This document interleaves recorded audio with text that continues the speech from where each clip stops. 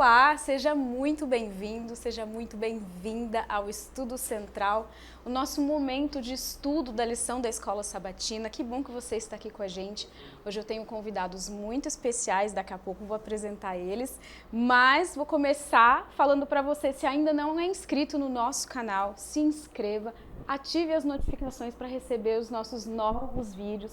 Curta esse vídeo, compartilhe com quem você sabe que gosta de acompanhar o estudo da lição, que gosta de ver novos comentários, novas abordagens. E a gente tem que mandar aquele abraço especial para o pessoal que sempre está aqui com a gente, que comenta, que curte, que manda seus comentários. Aliás, já falo para você, comente aqui durante o nosso estudo da lição para que você deixe aqui a sua contribuição para as outras pessoas que também vão assistir esse vídeo. Então vamos lá, a Maria da Glória Fernandes de Vitória da Conquista na Bahia, o Luiz Ferreira e a Nájila de Duque de Caxias, Rio de Janeiro, a Eulália Andrade de Belo Horizonte, Minas Gerais, Suelen Pires de Santana do Livramento, Rio Grande do Sul, e o Humberto Matos de Silves, no Amazonas. Que bom que vocês estão sempre aqui com a gente.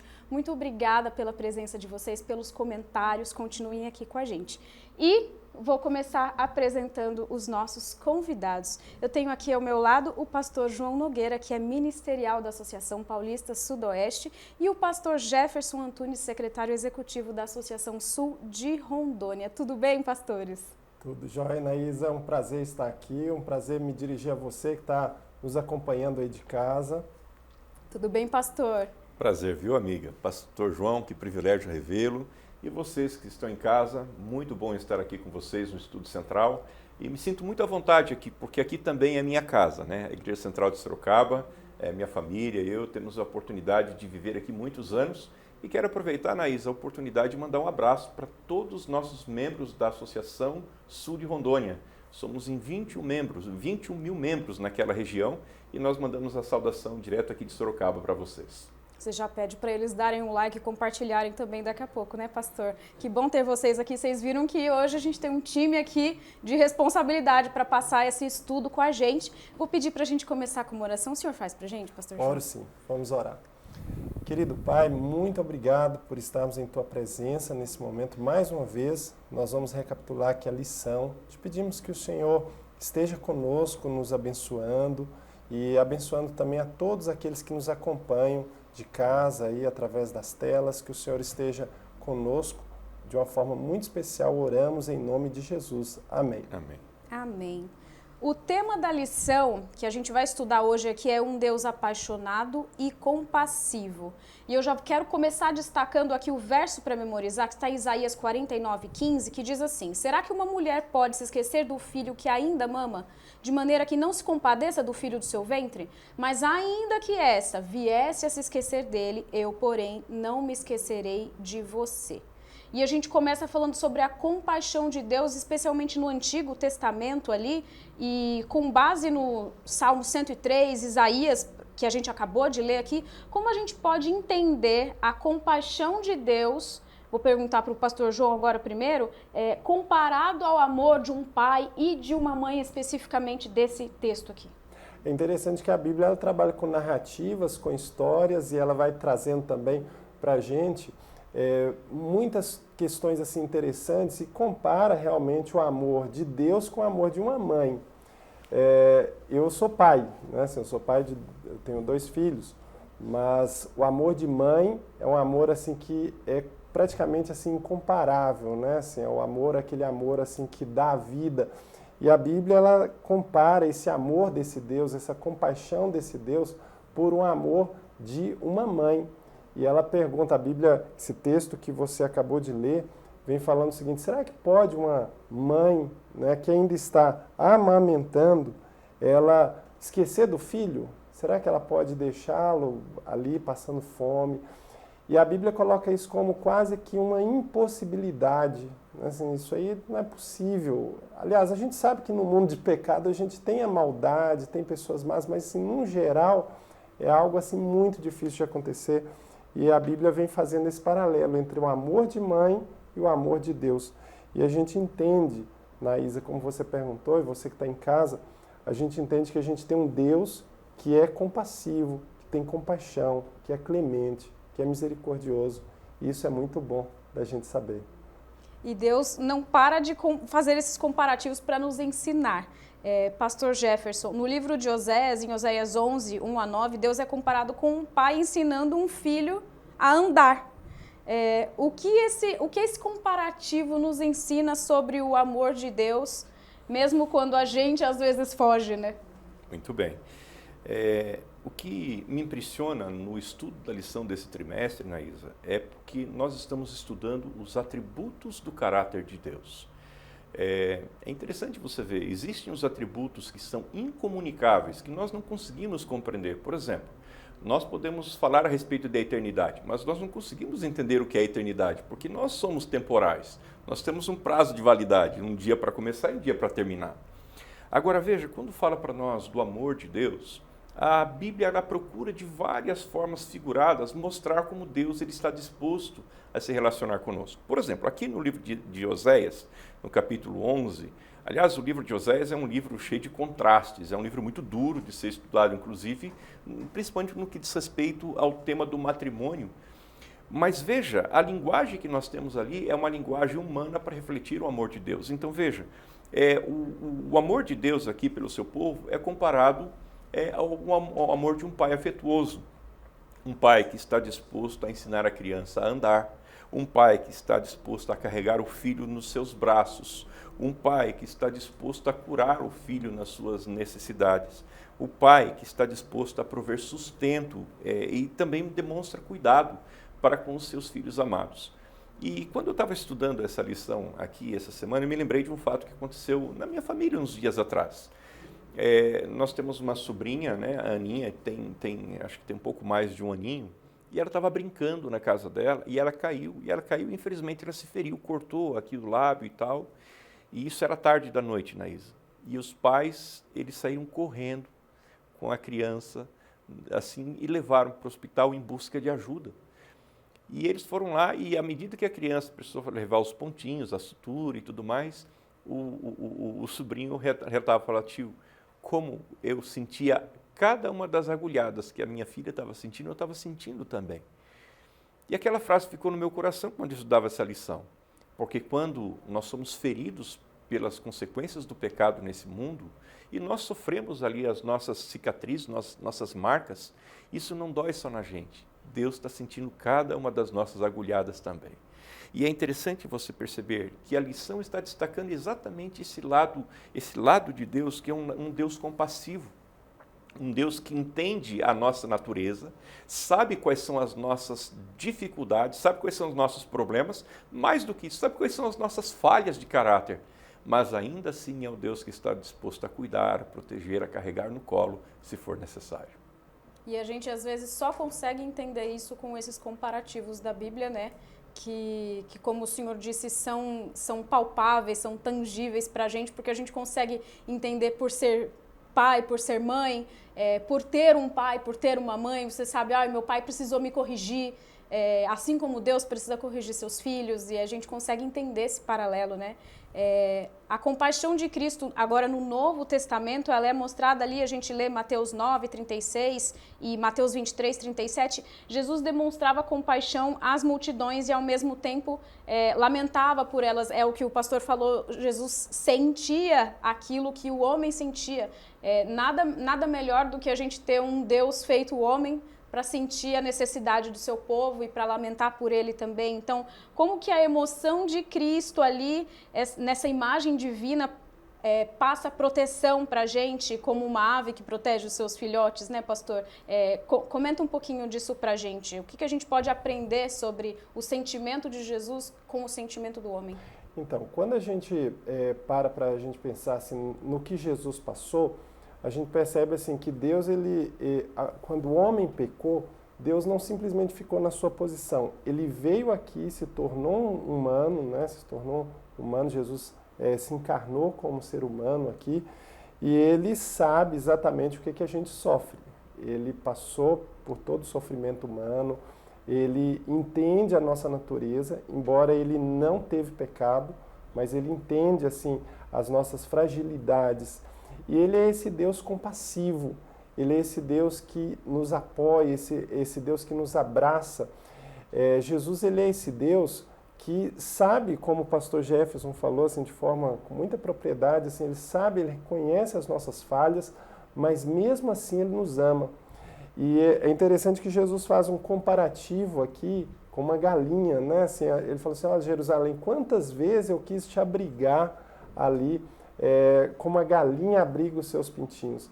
Eu não sei se vocês já foram, provavelmente vocês, alguns que estão aí, já puderam ver uma criação de galinhas, né? Assim, é interessante como a galinha, quando ela choca, ela está ali com os pintinhos, o cuidado que ela tem, onde ela vai, ali os pintinhos vão juntos, eles dormem debaixo das asas dela, e isso ilustra bem aquilo que esse Jesus Todo-Poderoso, ele quer fazer com a gente, ele quer nos proteger, ele quer nos amparar, ele quer nos guiar, ele quer nos ensinar.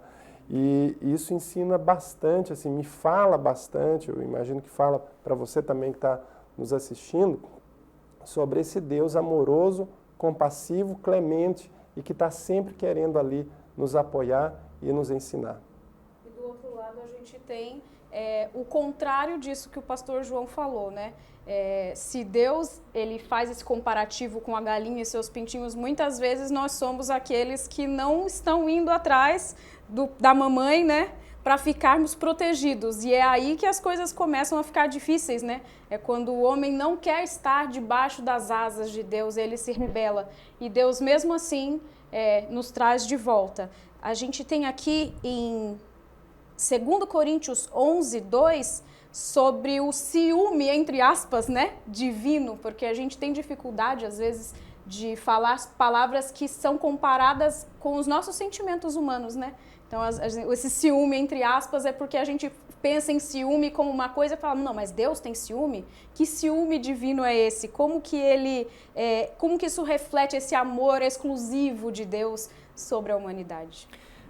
Esse tema aqui, da lição dessa semana aqui, foi o que mais me chamou a atenção, assim, por causa exatamente dessa expressão. É uma linguagem humana para descrever o caráter de Deus, né?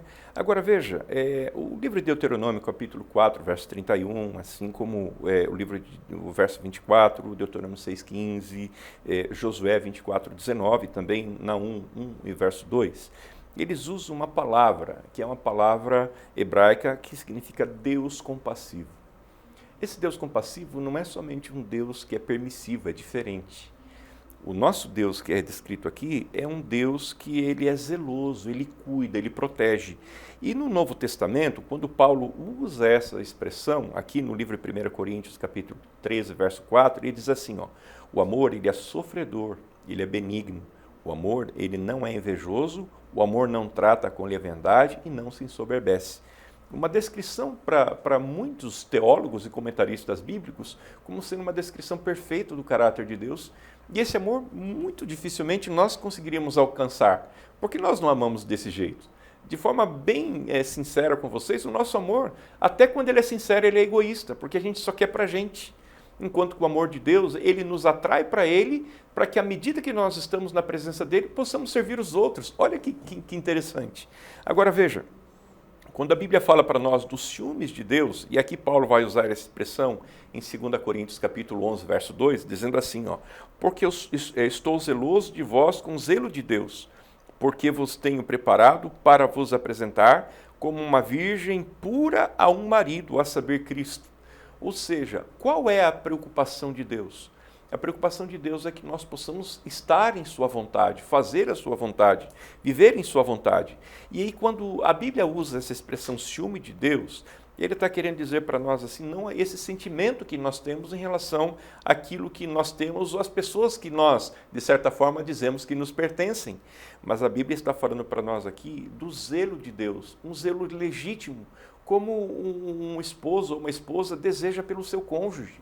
Que o relacionamento ele seja exclusivo, que ele seja puro e que ele seja íntegro.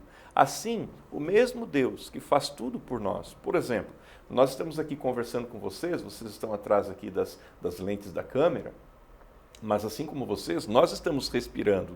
Isso é uma dádiva de Deus. Nós estamos vivos, nós temos saúde pela misericórdia de Deus. Isso são dádivas de Deus. E essas dádivas alcançam todos os seres humanos. Mas muitas vezes essas dádivas não são percebidas.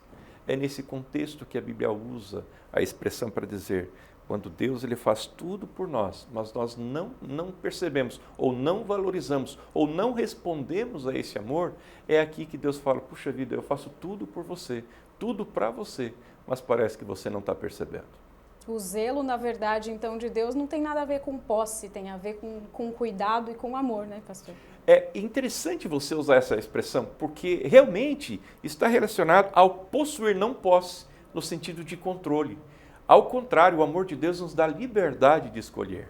Deus ele não quer seres autônomos. Deus ele quer que nós possamos ser a imagem e a semelhança do que Ele é, tendo a liberdade de escolher amá-lo.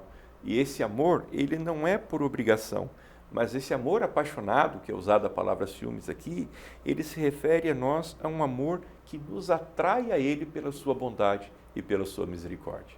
Isso mesmo.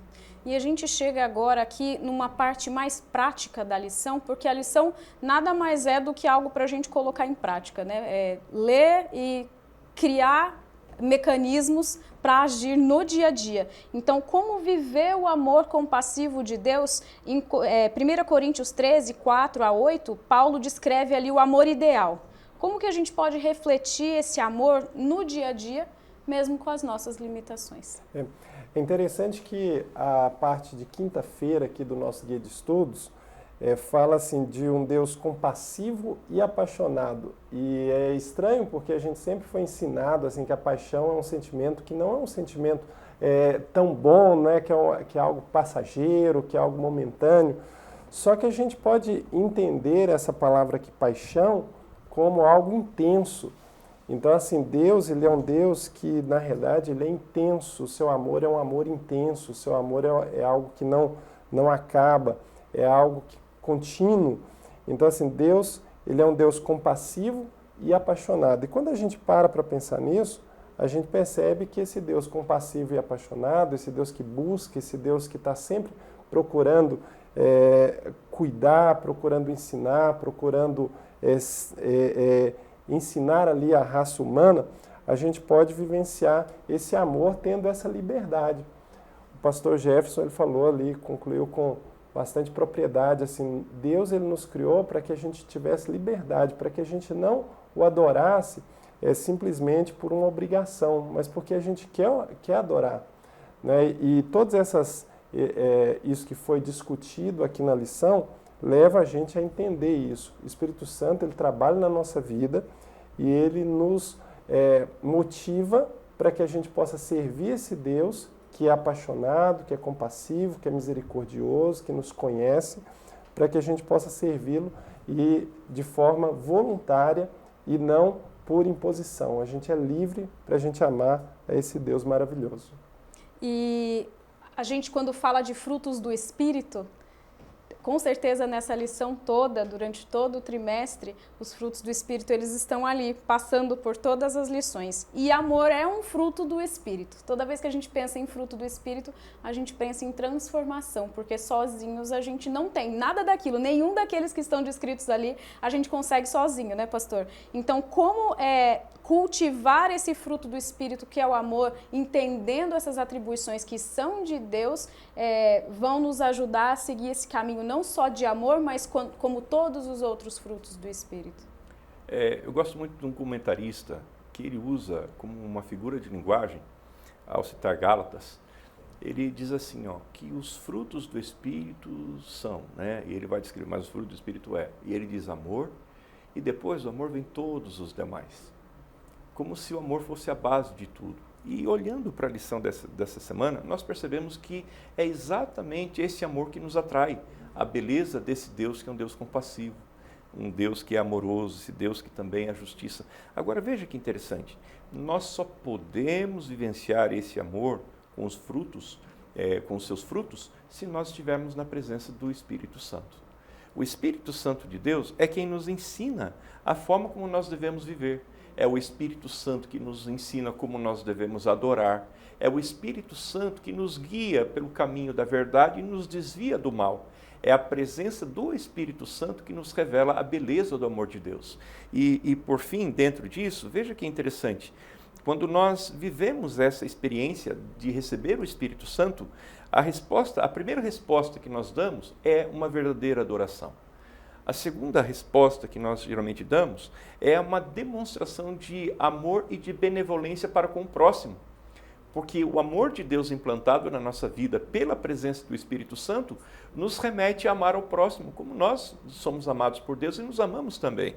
Então veja, e última característica, quando nós reconhecemos isso, nós percebemos que somos completamente dependentes de Deus. Então, a presença do Espírito em nós, nos revelando o amor de Deus, faz com que nós vivamos em sua presença. Exatamente. E a lição nos mostra, Ellen White citando que Jesus vai nos apresentar ao Pai vestidos da sua justiça. Como que essa verdade nos ajuda a superar as nossas falhas, as nossas dificuldades, as nossas rebeldias contra Deus, contra o Espírito Santo, sabendo que Jesus vai nos apresentar vestidos da justiça dele?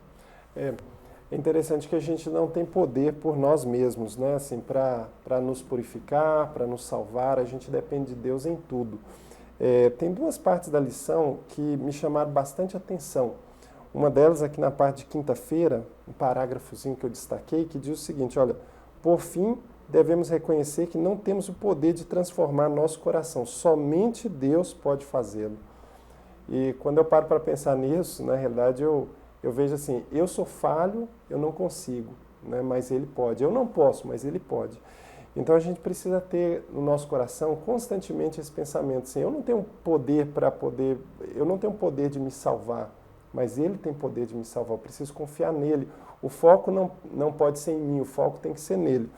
E um outro texto que me chamou a atenção na lição também, falando nesse assunto que você perguntou, é aqui na parte de sexta-feira tem um parágrafo, como você citou, Ellen White, ela diz o seguinte, olha, isso aqui eu gravei porque muitas vezes você lê Ellen White, você não lembra de tudo, mas esse texto aqui, eu falei assim, não, esse texto aqui eu tenho que usar não só agora, mas esse é um texto que pode ficar para outros momentos também, para sempre estar lembrando, porque diz o seguinte, olha, qualquer que tenha sido a nossa vida passada, por mais desanimadoras que sejam as circunstâncias presentes, se formos a Jesus exatamente como somos, fracos, incapazes, desesperançados, nosso compassivo Salvador dará todos os passos necessários ao nosso encontro e em torno de nós lançará os braços de amor e as vestes da sua justiça. Ou seja, a gente só precisa aceitar, a gente só precisa ir na direção e Jesus faz o resto, né? Ele nos cobre com a sua justiça, Ele nos transforma, Ele nos ajuda, né? Isso é muito maravilhoso e é impressionante assim, esse texto de uma forma especial. Está aqui no Maior Discurso de Cristo, página 11 e 12, se você quiser depois procurar, e está aí também no guia de estudo da lição. Nós estamos chegando quase ao fim do nosso estudo central, então eu vou deixar as últimas considerações para os nossos convidados, se a gente pudesse resumir essa lição em uma frase, em um conselho, em como aplicar, como viver a partir de uma lição como essa, sobre o amor compassivo de Deus, sobre os atributos de Deus na nossa vida, para a gente aplicar para a vida. Me impressiona muito refletir no amor de Deus. Principalmente porque, olhando para mim agora, e sendo bem sincero com vocês que estão em casa e vocês que estão aqui, eu sei que eu não mereço. Eu sei que eu não alcanço os ideais de Deus para a minha vida. Até, às vezes, os bons pensamentos, Naísa, eles estão contaminados. As boas intenções, elas estão contaminadas, porque é a minha natureza. Agora veja como é interessante a gente perceber assim o amor e a compaixão de Deus, porque esse Deus olha para mim e diz assim, quando eu confesso e eu deixo e eu vou a Ele, busco fazer a vontade dEle, Ele me dá uma garantia, Ele diz assim diante do Pai, Pai, eu morri por Ele. E a morte de Jesus é a morte que eu deveria morrer, e agora é como se Jesus dissesse, Pai, não olha para Ele, olha para mim. Porque por amor a Ele, eu dei a minha vida na cruz do Calvário. Isso é amor e isso é compaixão. Porque Jesus ele não precisava ter feito isso, mas Ele fez. E Ele foi até as últimas consequências para mostrar para mim que Ele me ama, assim como ama você que está em casa nesse momento. Se eu posso deixar uma mensagem para você agora aceite o amor de Jesus. abra o seu coração e permita que Ele transforme você, dia a dia, mediante o estudo da sua palavra, a devoção e a oração. E eu tenho certeza que você vai experimentar uma novidade de vida pela transformação do Espírito Santo em você. Como último recado, eu queria dizer para vocês que Deus, o amor de Deus, ele é infinito, ele é comparado ao amor de um pai e de uma mãe. Né? Assim, e se você estiver se sentindo aflito, se você estiver se sentindo desesperançado, lembre-se de uma coisa, você tem um pai zeloso, um pai que te ama, um pai que está disposto a ir atrás de você, um pai compassivo, que quer desesperadamente a sua e a minha salvação. Amém. Pastor, o senhor faz uma oração para a gente finalizar? Com alegria. Senhor nosso Deus e nosso bondoso Pai, como é bom nós entendermos à luz da sua palavra o seu amor e a sua compaixão por todos nós pecadores. E pedimos a Ti nesse momento que o Teu Santo Espírito trabalhe em nosso coração, para que nós não sejamos apenas conhecedores desse tema, mas que nós possamos experimentar o batismo do Teu Santo Espírito na nossa vida. Toma, Senhor, a cada um dos nossos amigos que estão participando desse culto, dessa transmissão, e que esse estudo transforme a nossa vida, a vida da nossa família e das pessoas que nós amamos. E que em breve o Senhor volte para nos buscar e que possamos estar contigo por todo sempre no céu. Esse é o nosso pedido e a nossa oração. E nós a fazemos em nome de Jesus. Amém. Amém. Muito obrigada por nos acompanhar até aqui. Fique com a gente no próximo Estudo Central, lembrando que teremos a presença do evangelista Luiz Gonçalves. Não esqueça de dar o seu like, compartilhar com quem você conhece. Nos vemos no próximo estudo. Até mais.